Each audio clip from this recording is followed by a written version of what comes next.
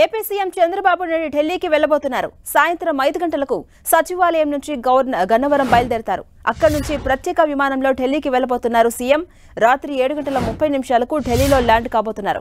ముఖ్యమంత్రిగా బాధ్యతలు చేపట్టిన తర్వాత తొలిసారిగా ఢిల్లీలో పర్యటించబోతున్నారు చంద్రబాబు. రేపు ప్రధాని మోదీ, కేంద్ర హోంమంత్రి అమిత్ షాతో పాటు పలువురు కేంద్ర పెద్దలతో సమావేశం కాబోతున్నారు. రాష్ట్రంలో పెండింగ్ ప్రాజెక్టులు, ఇతర అంశాలపై చర్చిస్తారు. 5 ఏళ్లలో పెండింగ్ లో ఉన్న ప్రాజెక్టులకు సంబంధించిన వివరాలను ఇప్పటికే అధికారుల నుంచి సేకరించారు చంద్రబాబు. ఢిల్లీలో ప్రస్తావించాల్సిన అంశాలపై మంత్రులతో సీఎం చంద్రబాబు సమీక్షించారు. రాష్ట్రానికి కీలక ప్రాజెక్టులు, నిధుల సమీకరణ, పెండింగ్ సమస్యల పరిష్కారమే లక్ష్యంగా సీఎం ఢిల్లీ టూర్ ఉండబోతోంది. కేంద్రం నుంచి ఏ పథకాలు, ప్రాజెక్టుల ద్వారా నిధులు రాబట్టొచ్చనే అంశంపై చర్చించారు చంద్రబాబు. మౌలిక వసతులకు వీలైనంత నిధులు రాబట్టేలా రిప్రజెంటేషన్స్ సిద్ధం చేయాలంటూ చంద్రబాబు ఆదేశించారు. మరోవైపు రాష్ట్ర ఆర్థిక పరిస్థితిని ఢిల్లీ పెద్దలకు పూర్తిగా వివరించేలా ప్రభుత్వ నివేదికలు సిద్ధం చేయబోతున్నారు. గత 5 ఏళ్ల కాలంలో వ్యవస్థల విధ్వంసం వల్ల ఏపీ ఏ విధంగా నష్టపోయిందో అనే అంశాన్ని ప్రధాని సహా కేంద్ర మంత్రులకు చంద్రబాబు వివరించబోతున్నారు. ఏపీకి పారిశ్రామిక రాయితీలను కల్పించాలని కోరబోతున్నారు చంద్రబాబు. వ్యవసాయ అనుబంధ రంగాలకు ప్రోత్సాహం, ఫుడ్ ప్రాసెసింగ్ యూనిట్ల ఏర్పాటుకు సహకారం అందివ్వాలని కేంద్రానికి విజ్ఞప్తి పెట్టబోతున్నారు. అత్యవసరంగా రోడ్లు, పోలవరం, ఆర్థిక సాయం వంటి అంశాల లక్ష్యంగా కేంద్ర మంత్రులను కలవాలని చంద్రబాబు నిర్ణయం తీసుకున్నారు. ఇక ఈ ఢిల్లీ పర్యటనలో ప్రధాని మోదీ, హోంమంత్రి అమిత్ షా సహా వివిధ కేంద్ర మంత్రులతో చంద్రబాబు భేటీ కాబోతున్నారు. చంద్రబాబు వెంట మంత్రులు పయ్యావుల, బీసీ జనార్దన్ రెడ్డి, నిమ్మల రామానాయుడు ఢిల్లీకి వెళ్లబోతున్నారు.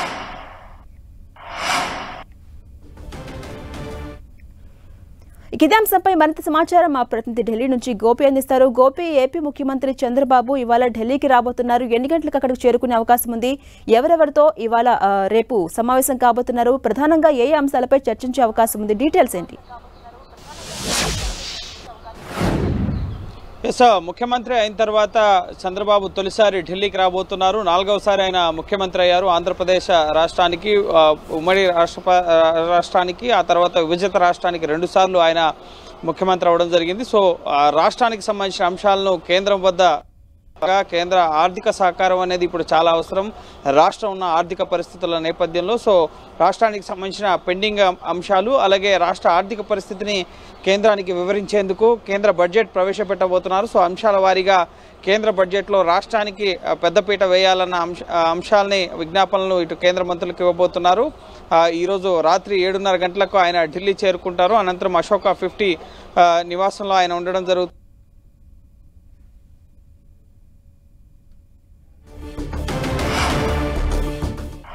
పలువురు మంత్రులు, అధికారులు కూడా ఢిల్లీ వస్తున్నారు. రేపు ప్రధాని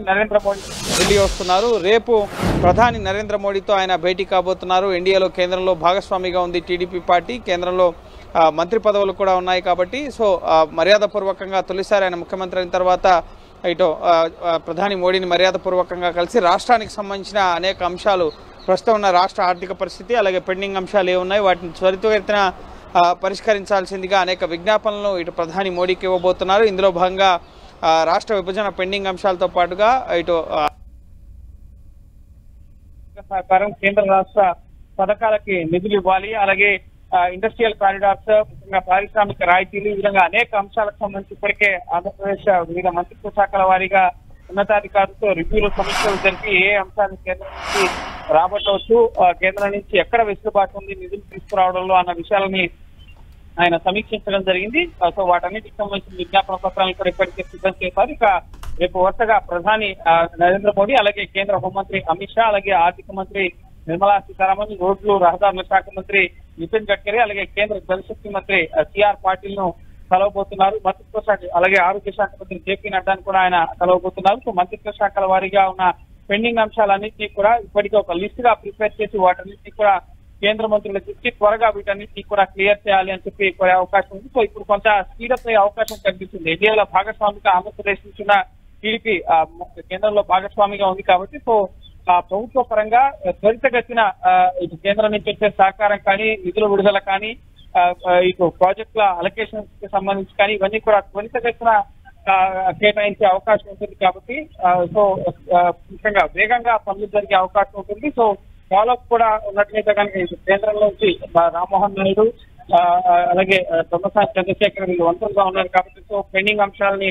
త్వరితగతిన ఫాలోఅప్ చేసే విధంగా కూడా ఇటు టీడీపీ వ్యూహరచన చేస్తోంది. అందులో భాగంగా ప్రస్తుతం ఈ ఢిల్లీ పర్యటనలో భాగంగా రాష్ట్రానికి సంబంధించిన పెండింగ్ అంశాలన్నింటినీ కూడా ప్రధాని కేంద్ర మంత్రుల దృష్టికి తీసుకెళ్లి రాష్ట్ర ఆర్థిక పరిస్థితుల గురించి కేంద్ర బడ్జెట్ ప్రవేశపెట్టబోతున్నారు. కాబట్టి ఇప్పటికే బడ్జెట్ సన్నాహక సమావేశంలో వైఆర్ లోకేష్ పాల్గొనడం జరిగింది.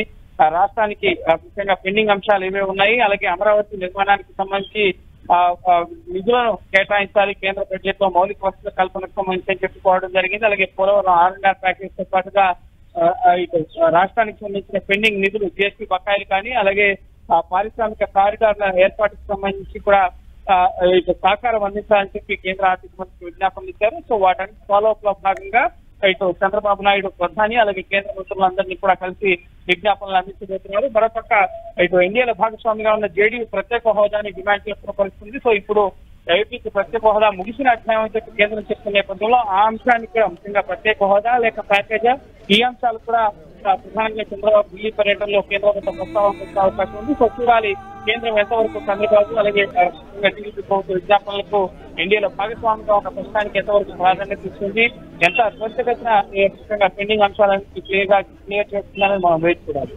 Right, thank you Gopi.